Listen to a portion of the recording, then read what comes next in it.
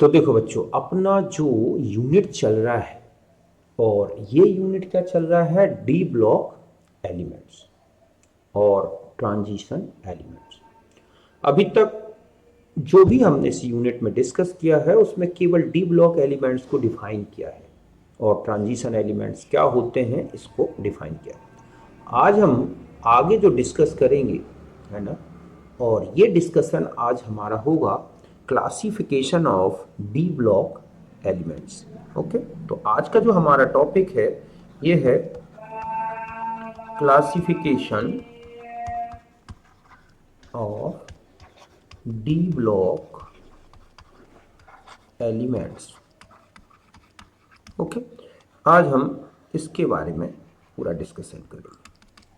तो देखो बच्चों, डी ब्लॉक एलिमेंट्स को 4 सीरीज में बांट दिया गया है और ये जो सीरीज बनाई गई है ना, वो इस बेस पे बनाई गई है कि जो लास्ट इलेक्ट्रॉन है वो किस डी में जा रहा है, मतलब 3D, 4D, 5D या 6D। समझ गए ना? तो यहां पर हम जो है ये है कि on the basis of entering of last electron on d orbitals, ठीक है, ऑल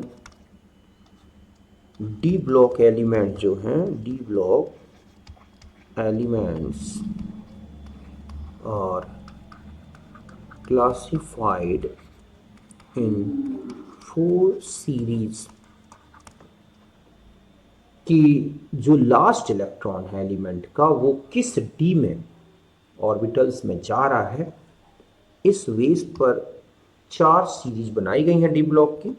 पहली जो है फर्स्ट सीरीज है, या इसी को हम बोलते हैं 3D सीरीज। देखो 3D का मतलब 3D 3 डायमेंशनल नहीं है, बल्कि इसमें जो लास्ट इलेक्ट्रॉन एंटर होगा वो 3D ऑर्बिटल्स में जाएगा। मींस यहां पर कि जो लास्ट इलेक्ट्रॉन है ना बच्चों, इलेक्ट्रॉन एंटर्स इन, ठीक है, 3D ऑर्बिटल्स एंड जनरल जो कॉन्फ़िगरेशन है, जनरल इलेक्ट्रॉनिक कॉन्फ़िगरेशन है ना, ये क्या होगा, 18 तक तो आर्गन का हम पूरा ना लिख के सिर्फ आर्गन सिंबल लिखेंगे। 3D यहां पर क्या होगा, 1 to 10 और 4s 1 to 2, ये कॉन्फ़िगरेशन आएगा बच्चों। मतलब सभी पूरी सीरीज में जो मेंबर्स होंगे उनमें जो लास्ट इलेक्ट्रॉन एंटर हो रहा है वो 3D में एंटर होगा, ठीक है, और इस तरह से D10 हो जाने पर कंप्लीट हो जाएगी सीरीज, ठीक है। तो इसमें जो फर्स्ट मेंबर है हमारा, है ना, वो है स्कैंडियम 21। तो हम यहां लेंगे आर्गन 3D1 4s2, पहला मेंबर है ना। टाइटेनियम 22, तो आर्गन 3D2 4s2। आप देख रहे हैं डी में इलेक्ट्रॉन जाएगा, एस पूरा भरा होगा। टाइटेनियम फिर आ जाते हैं वेनीडियम 23, तो यहाँ हो जाएगा आर्गन 3D3 4s2। अब आते हैं क्रोमियम 24। तो अब देखो बच्चों, यहां पर तो होना क्या चाहिए था 3D4 4s2, लेकिन एक्चुअली में यहां हो जाता है ये 3D5 4s1। अभी इसका रीज़न आएगा कि हम इसको अलग से एक्सप्लेन करेंगे कि ऐसा क्यों हुआ है। और फिर आता है 25 में, तो आर्गन 3D5 4s2, है ना। फिर इसके बाद आ गए हम यहाँ पर आयरन के बाद MEKF, मैग्नीज के बाद सॉरी, ये हो जाएगा 26, तो ये हो जाएगा आर्गन, फिर हो जाएगा क्या 3D6 4s2। फिर आते हैं कोबाल्ट 27, आर्गन 3D7 4s2, फिर आ जाएगा निकल, निकल 28, आर्गन 3d8, 4s2, कॉपर 29। अब यहां पर फिर एक एक्सेप्शन आया है, यहां हो जाता है 3d10, 4s1 और जिंक 30, तो ये हो गया आर्गन 3d10, 4s2। तो एक यहां पर आप देख रहे हैं एक्सेप्शन है, और एक कॉपर और क्रोमियम दो जगह पहली सीरीज। तो ध्यान रखें कि फर्स्ट सीरीज में जो इलेक्ट्रॉन एंटर हो रहा है 3d में जा रहा है, ठीक है।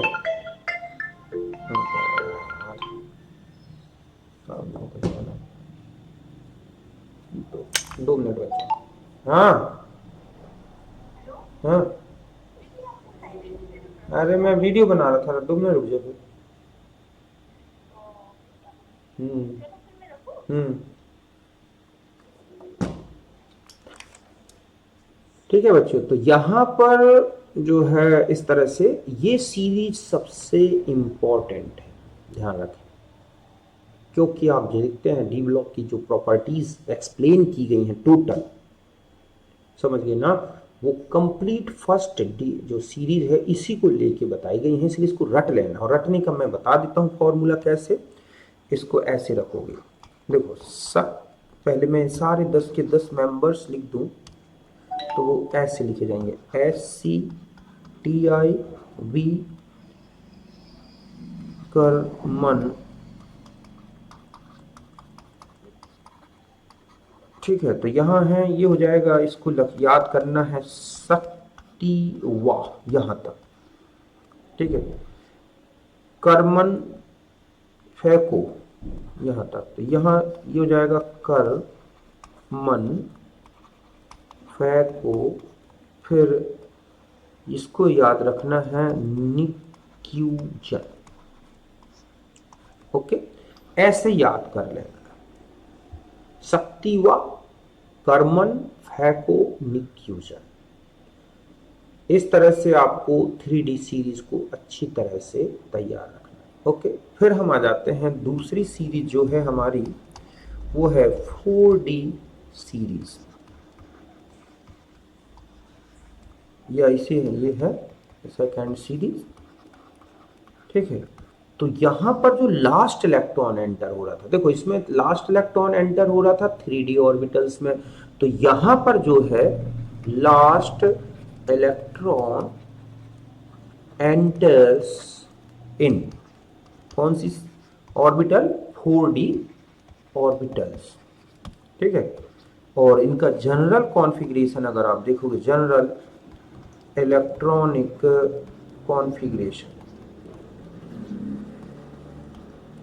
तो यहां पर आप यह 36 तक क्रिप्टॉन, फिर 4D 1 to 10, 5s 0 1 to 2, यही एक ऐसी सीरीज है बच्चों डी ब्लॉक में जिसमें एक बार S0 भी हो गया है और ज्यादातर मेंबर्स में S1 बना रहता है, समझ गए ना, क्योंकि 3D से बड़ा है 4D ऑर्बिटल, और 4D ऑर्बिटल का शील्डिंग इफेक्ट कम हो जाने के कारण जो 4D है और 5s है, इनके बीच का एनर्जी गैप काफी कम हो जाता है क्योंकि अट्रैक्शन ज्यादा लग गया।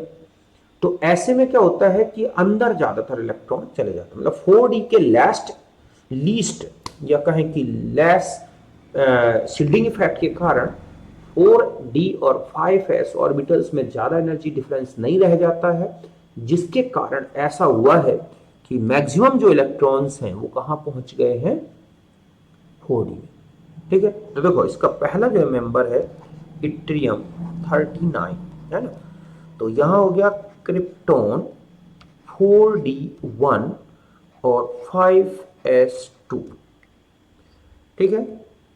फिर आता है जर्कोनियम ZR40, तो ये तो हो गया क्रिप्टॉन 4D2 5s2। लेकिन अब यहां पर थोड़ा और, जैसे ही इसका एटॉमिक नंबर बढ़ा 41 में गए, तो एकदम न्यूक्लियर अट्रैक्शन इतना बढ़ता है कि अब जो इलेक्ट्रॉन है यहां पर होना था 3, तो ये हो जाता है 4, और 5s1। यहाँ कोई हाफ फिल्ड रूल नहीं लग रहा है, लेकिन न्यूक्लियर अट्रैक्शन ज़्यादा हो गया क्योंकि 4d ऑर्बिटल बड़ा है, जिससे 4d और 5s के बीच का जो एनर्जी गैप है वो काफ़ी कम हो जाता है। फिर आता है, ठीक है, मोलिब्डेनम में आ जाते हैं। इसके बाद आता है MO, मोलिब्डेनम। तो मोलिब्डेनम हो जाएगा MO42। तो क्रिप्टॉन है ना 4d5 5s1, जो कि क्रोमियम ग्रुप का मेंबर है। तो इसमें भी ये तो हाफ फील्ड के कारण ऐसा हुआ है, ठीक है। फिर इसके आगे आते हैं, इसके बाद आ जाता है टेक्नीशियम 43। तो ये हो जाएगा हमारा, ठीक है, क्रिप्टॉन। यहां तक हो गया क्रिप्टॉन। अब यहां पर फिर आते हैं, तो टेक्नीशियम 43 में तो 3d5 4s2 हो जाता है बच्चों।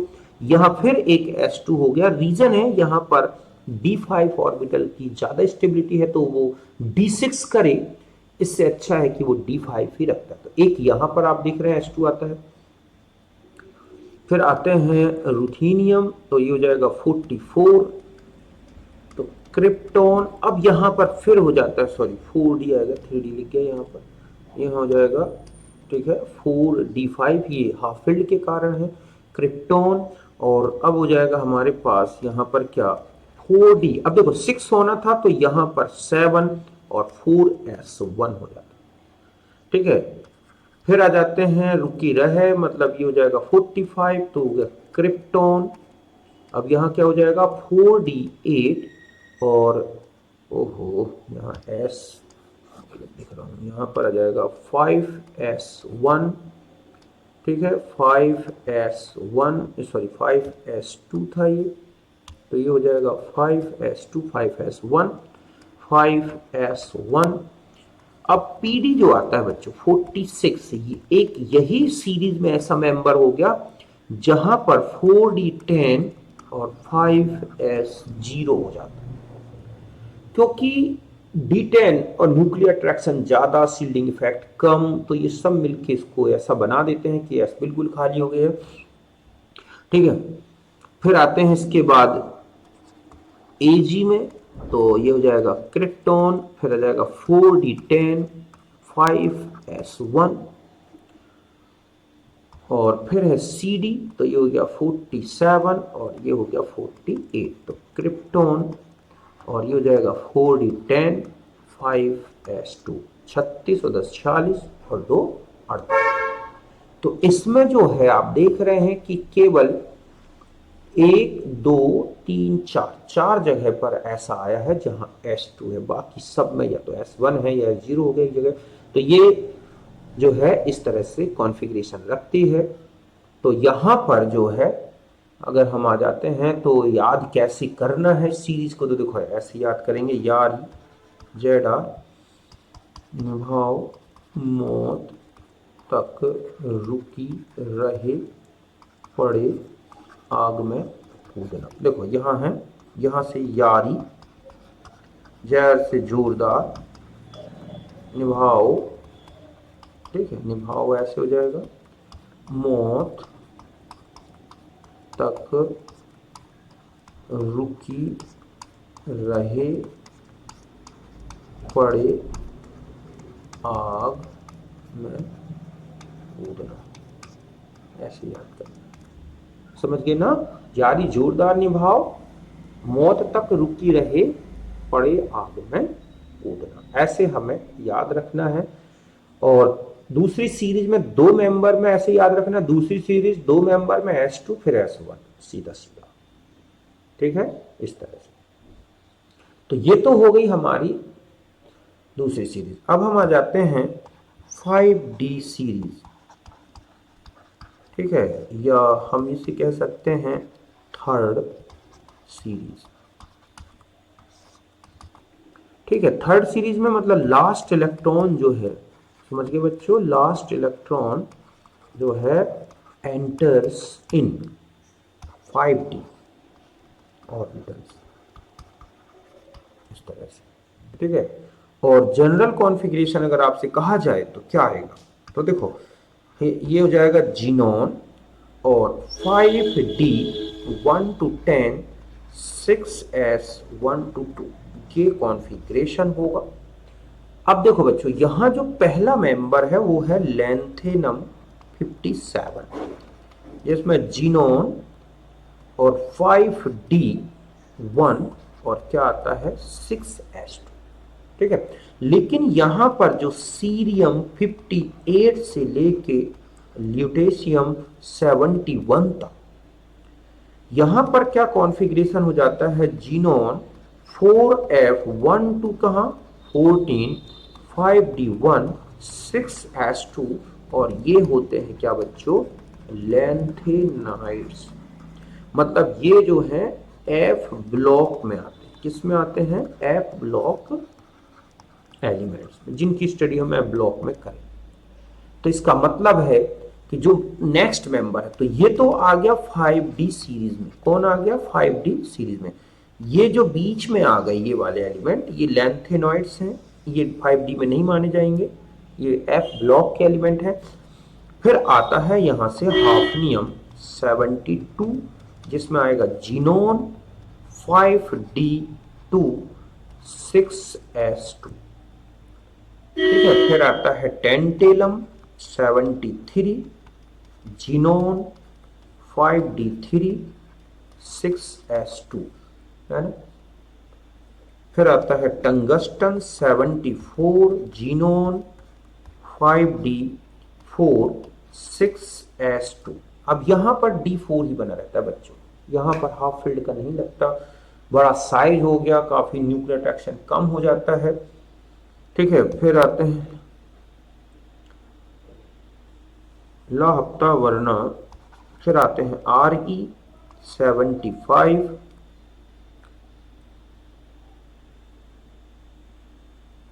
है ना। तो ये हो गया 75, तो ये हो गया जीनोन और 5d5 6s2 ऑस्मियम, तो यहां आ जाएगा ओस्मियम 76, तो जीनोन 5d6 6s2। फिर इरिडियम, है ना, तो इरिडियम का हो गया 77, जीनोन 5d7 6s2, ठीक है। फिर आते हैं AU78, नहीं, इसके बाद आ जाएगा प्लेटिनम PT 78, तो ये हाँ ऐसे हो जाता है बच्चों 5d9 6s1। तो एक तो ये है, क्योंकि काफी कुछ हाफ फील्ड की कंडीशन में पहुंच रहा है ये। फिर आता है और 79, तो ये हो जाएगा जीनोन और 5d10 6s1 और मरकरी 80, तो ये हो गया जीनोन 5d और यहां 10 और 6s2।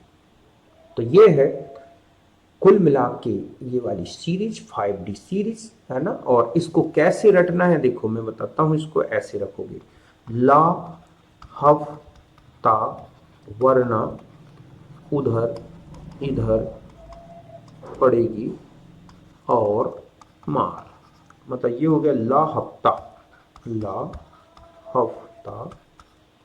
वरना उधर इधर, तो इसको लिखना है वरना उधर इधर,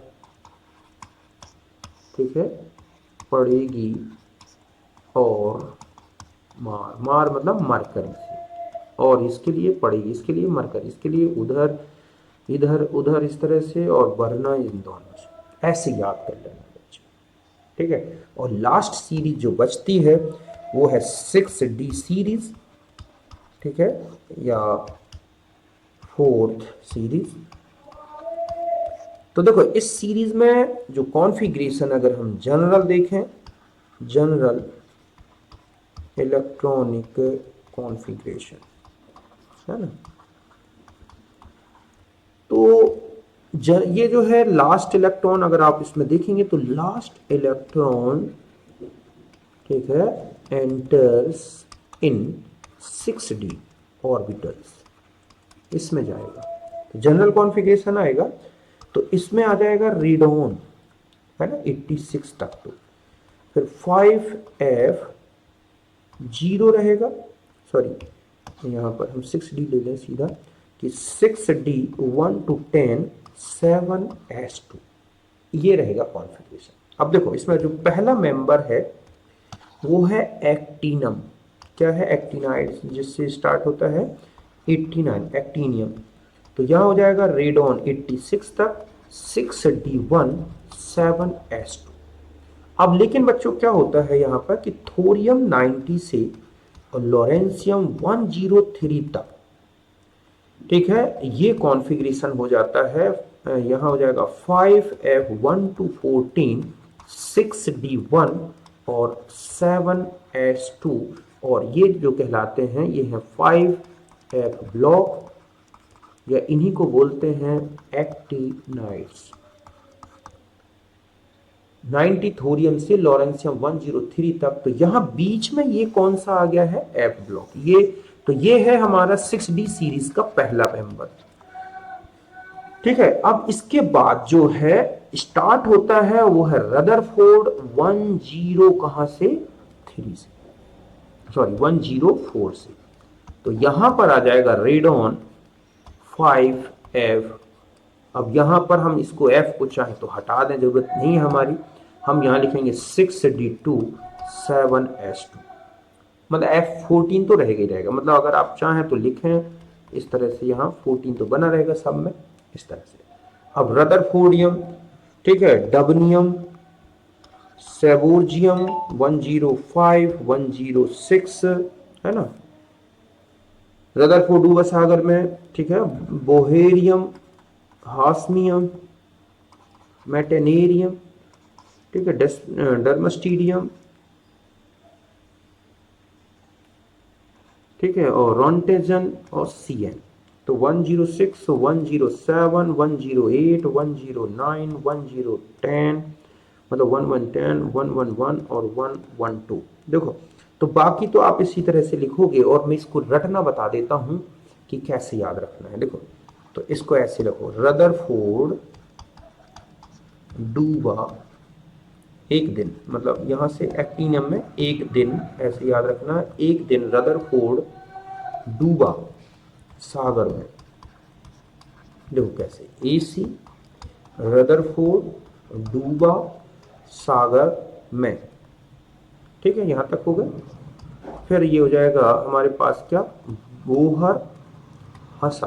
तो यहां पर हो जाएगा बोहर, और ये हो जाएगा हंसा, ठीक है। फिर है एम्प्टी, मैंने, फिर है डर्मस्टीडियम, डुबाया, RS रदरफोर्ड को, और CN मतलब को। ऐसे याद करना, 112 तक तो आपको याद हो जाएंगे। इस तरह से आपको चौथी सीरीज अच्छे से याद कर लेनी है। बात क्लियर है अच्छी तरह से? तो इस तरह से कुल मिला के डी ब्लॉक के एलिमेंट्स को 4 अलग अलग सीरीज में बांट दिया गया। तो यहां तक बिल्कुल क्लियर है। तो ये तो था हमारा कॉन्फ़िगरेशन के बारे में, डी ब्लॉक के एलिमेंट का डिवीजन, ठीक है बच्चों। बाकी हम इनकी प्रॉपर्टीज स्टार्ट करेंगे जो नेक्स्ट उसमें